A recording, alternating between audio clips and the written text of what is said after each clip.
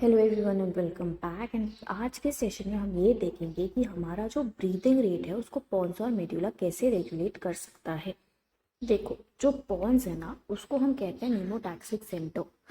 जब आप नॉर्मली बैठे हो, आपको कोई गाय गड़बड़ नहीं है, आपका सिंपैथेटिक नर्वस सिस्टम एक्टिवेटेड नहीं है, घबराहट नहीं हो रही है, यानी आपका ब्रीदिंग रेट नॉर्मल है, जो कि होता है 12 to 16 टाइम्स पर मिनट।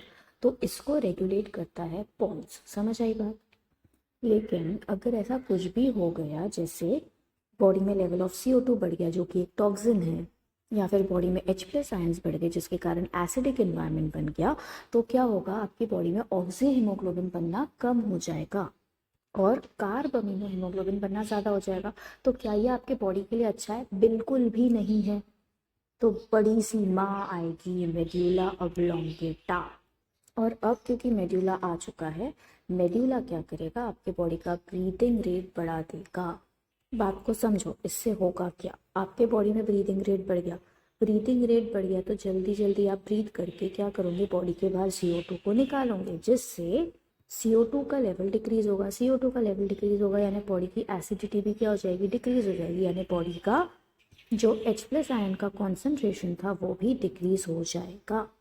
यानी हम कहेंगे जब भी बॉडी में ब्रीथिंग रेट को बढ़ाना है तो पॉन्स का शट डाउन हो जाएगा और मेड्यूला ऑब्लोंगेटा काम करेगा। यानी मेड्यूला और पॉन्स दोनों भी साथ में एक ही समय पे काम नहीं कर सकते।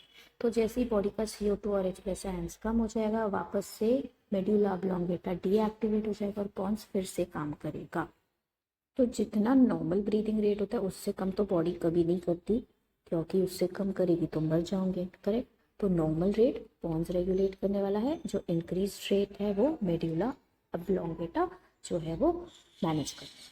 समझ आई बात? तो अब मेरे को ऐसे लग रहा है कि शायद आपको पॉन्स और मेड्यूला एग्जैक्टली कैसे ब्रीदिंग को हैंडल करता है ये समझ आ चुका है। So let's meet soon in the next session.